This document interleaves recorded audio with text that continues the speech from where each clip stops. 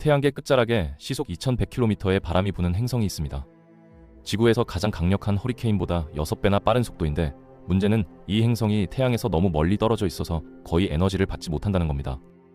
그런데도 어떻게 이런 괴물 같은 바람이 불 수 있는 걸까요? 과학자들도 아직 완전히 설명하지 못하고 있습니다. 더 놀라운 건 이 행성이 수학적 계산만으로 발견됐다는 겁니다. 망원경으로 보기도 전에 이미 그 위치를 예측했거든요. 인류 역사상 최초로 순수한 수학의 힘으로 발견된 행성, 바로 해왕성입니다. 해왕성에 대한 7가지 놀라운 사실, 지금부터 하나씩 파헤쳐 보겠습니다. 해왕성의 크기를 숫자로 설명하면 이렇습니다. 적도 지름이 49,528km인데 이건 지구의 약 3.9배에 달하는 수치거든요. 질량은 지구의 17.1배 정도 되는데 천왕성의 14.5배보다 무겁습니다. 흥미로운 건 해왕성이 천왕성보다 크기는 작은데 질량은 더 무겁다는 거예요. 이건 해왕성의 밀도가 1.64g으로 천왕성의 1.27g보다 상당히 높기 때문입니다. 해왕성은 천왕성과 함께 얼음 거인으로 분류되는데 목성이나 토성 같은 가스 거인과 달리 수소와 헬륨보다는 물, 메탄, 암모니아 같은 휘발성 물질들이 더 많이 포함되어 있기 때문이죠. 부피로 따지면 지구가 약 58개 들어갈 수 있는 크기입니다. 해왕성은 태양에서 평균 45km 떨어진 곳에서 공전하고 있는데 이 거리를 천문 단위로 환산하면 30.1A 정도 됩니다. 태양빛이 해왕성까지 도달하는데 약 4시간 10분이 걸리거든요. 태양을 한 바퀴 도는데 걸리는 시간은 무려 창 64.8년이니까 해왕성에서 1년을 보내려면 지구 시간으로 거의 2세대가 지나야 하는 셈이죠. 1846년에 발견된 이후로 해왕성은 2011년에야 처음으로 태양 주위를 한 바퀴 완주했습니다. 자전 속도는 16시간 6분으로 지구보다 빠른 편인데 이 빠른 자전이 해왕성의 극단적인 기상현상에 기여하고 있습니다. 해왕성의 자전축은 28.3도 기울어져 있는데 이건 지구의 23.5도와 비슷한 수준입니다. 그래서 해왕성에도 계절 변화가 있는데 문제는 각 계절이 지구 시간으로 약 41년씩 지속된다는 거죠. 구름 꼭대기 온도는 영하 218도 정도인데 천왕성의 영하 224도보다는 약간 따뜻합니다. 이게 바로 해왕성의 첫 번째 미스터리거든요. 해왕성은 천왕성보다 태양에서 훨씬 더 멀리 떨어져 있는데도 더 따뜻합니다. 이건 해왕성이 내부에서 상당한 양의 열을 생성하고 있기 때문인데 태양에서 받는 에너지의 약 0.6배를 방출하고 있거든요. 반면 천왕성은 거의 내부 열을 방출하지 않습니다. 이 차이의 원인은 아직 완전히 밝혀지지 않았습니다. 해왕성의 발견 이야기는 과학사에서 가장 극적인 순간 중 하나입니다. 1781년 천왕성이 발견된 후 천문학자들은 그 궤도를 추적하기 시작했는데 이상한 점을 발견했거든요. 천왕성의 실제 위치가 뉴턴 역학으로 예측한 위치와 맞지 않았던 겁니다. 어떤 보이지 않는 힘이 천왕성을 잡아당기고 있는 것 같았죠. 1840년대에 2명의 젊은 수학자가 독립적으로 이 문제를 해결하기 시작했습니다. 영국의 존 카우치 애덤스와 프랑스의 위르뱅 르베리에였는데 둘 다 천왕성 궤도의 불규칙성을 설명하기 위해 아직 발견되지 않은 행성의 위치를 계산했습니다. 르베리에는 1846년 8월 31일 자신의 예측을 베를린 천문대의 요한 고트프리트 갈레에게 보냈습니다.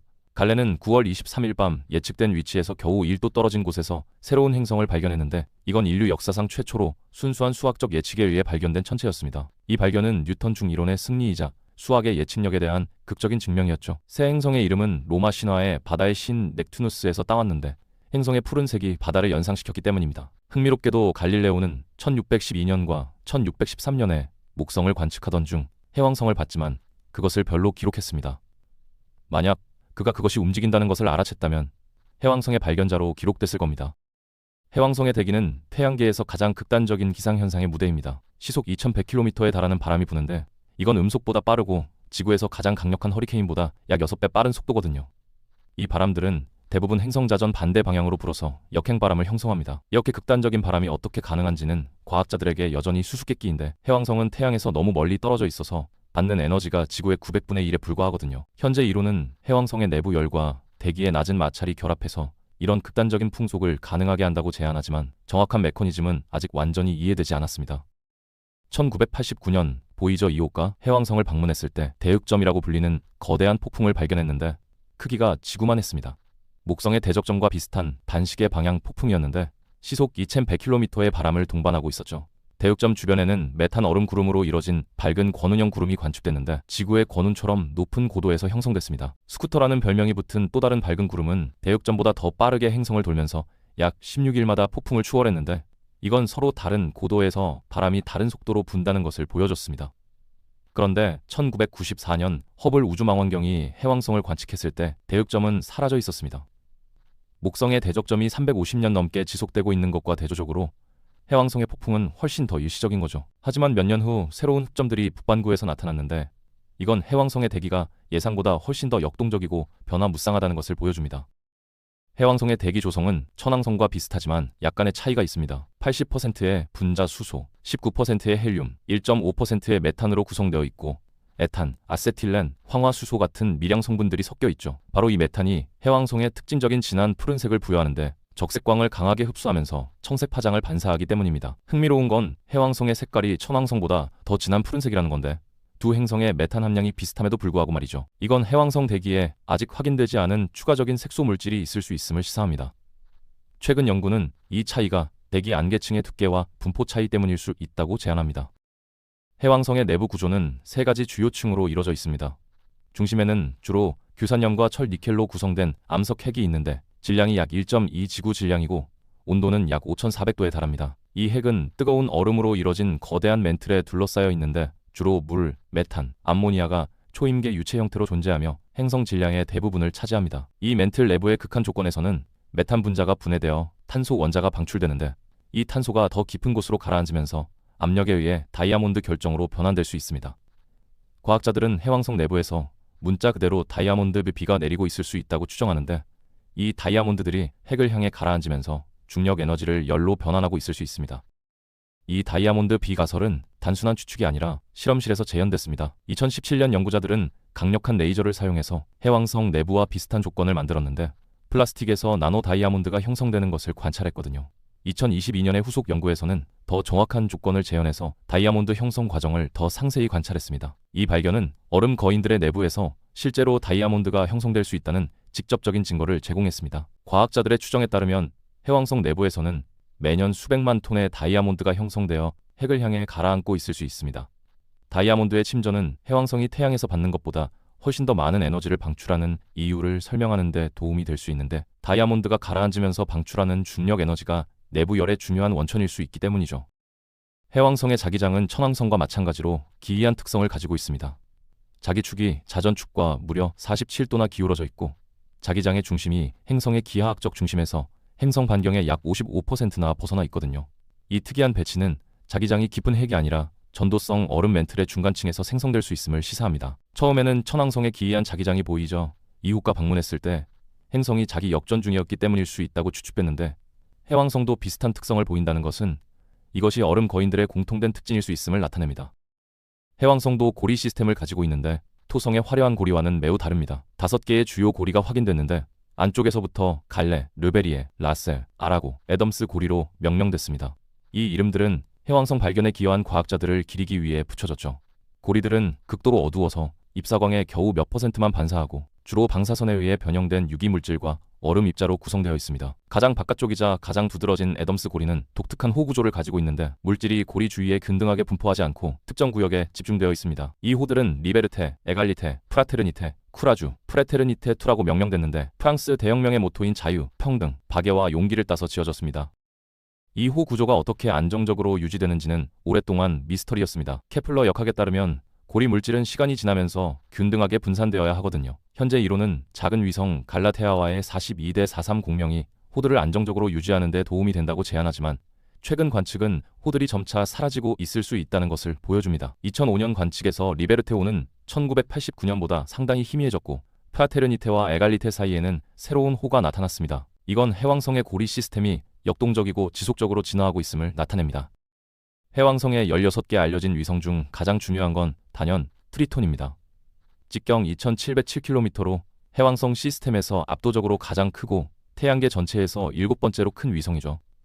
트리톤은 모행성의 자전 방향과 반대로 공전하는 역행 궤도를 가진 태양계에서 유일한 대형 위성인데 이건 트리톤이 원래 해왕성의 위성이 아니라 카이퍼 벨트에서 포획된 천체임을 강력히 시사합니다. 명왕성과 비슷한 크기와 조성을 가지고 있어서 트리톤은 사실상 해왕성 궤도에 갇힌 거대 카이퍼 벨트 천체인 셈이죠. 트리톤의 포획은 해왕성 시스템의 재앙적인 결과를 가져왔습니다. 거대한 천체가 역행 궤도로 진입하면서 기존 위성들의 궤도를 혼란에 빠뜨렸고 아마도 여러 원래 위성들을 파괴하거나 축출했을 겁니다. 현재 해왕성의 작은 내부 위성들은 트리톤 포획 이후 잔해에서 재형성됐을 가능성이 높습니다. 트리톤 자체도 처음에는 매우 이심률이 큰 궤도를 가졌을 텐데 조성 마찰에 의해 점차 현재의 거의 완벽한 원형 궤도로 원형화됐습니다. 이 과정은 수억 년이 걸렸을 것이고 그동안 엄청난 양의 조석 에너지가 트리톤 내부에서 열로 변환됐습니다. 이 조석 가열 과정은 트리톤의 내부를 녹였을 것이고 아마도 지하 바다의 형성에 기여했을 수 있습니다. 보이저 2호가 1989년 트리톤을 지나갔을 때 놀라운 발견을 했는데 표면에서 질소 간헐천이 분출하고 있었거든요. 이 간헐천들은 어두운 물질을 8km 높이까지 분출하는데 얇은 대기에서 바람에 의해 100km 이상 운반되어 표면에 어두운 줄무늬를 남깁니다. 간헐천의 메커니즘은 태양빛이 투명한 질소 얼음을 통과해서 아래의 어두운 물질을 가열하고 이것이 질소를 기화시켜 압력을 형성하다가 결국 폭발적으로 분출하는 것으로 추정됩니다. 트리톤은 영하 235도로 태양계에서 가장 추운 표면 중 하나를 가지고 있지만 이런 활동은 내부에 어떤 형태의 열원이 있음을 시사합니다. 표면의 대부분은 질소 얼음으로 덮여 있고 물 얼음, 이산화탄소 소름, 메탄 얼음, 일산화탄소 얼음도 발견됐습니다. 트리톤의 표면은 비교적 젊어서 크레이터가 거의 없는데 이건 지질학적으로 활발하거나 최근에 표면이 갱신됐음을 나타냅니다. 최근 연구는 트리톤이 얼음 표면 아래에 액체물의 바다를 품고 있을 수 있다고 제안합니다. 조석 가열과 방사성 붕괴에 의해 유지되는 이 바다는 유로파나 엔셀라두스처럼 생명체 존재 가능성을 가진 또 다른 후보지가 될 수 있습니다. 하지만 트리톤에는 슬픈 운명이 기다리고 있는데 역행 궤도 때문에 조석력이 트리톤을 점차 해왕성에 가깝게 끌어당기고 있거든요. 현재 트리톤은 해왕성에서 약 35만 4,800km 떨어져 있는데 매년 약 4센터씩 해왕성에 가까워지고 있습니다. 약 36억 년 후 트리톤은 로슈 한계 안으로 진입해서 조석력에 의해 산산이 찢어지고 그 잔해는 토성의 것과 비슷한 장관적인 고리 시스템을 형성할 겁니다. 아이러니하게도 트리톤의 죽음은 해왕성의 새로운 아름다움을 선사하게 될 것입니다. 네레이드는 해왕성의 세 번째로 큰 위성으로 직경이 340km입니다. 태양계에서 가장 이심률이 큰 궤도 중 하나를 가지고 있는데 근점에서는 해왕성에서 135만 톨로미터까지 접근했다가 원점에서는 970만 킬로미터까지 멀어집니다. 이 극단적인 궤도는 아마도 트리톤의 포획으로 인한 중력 교란의 결과일 겁니다.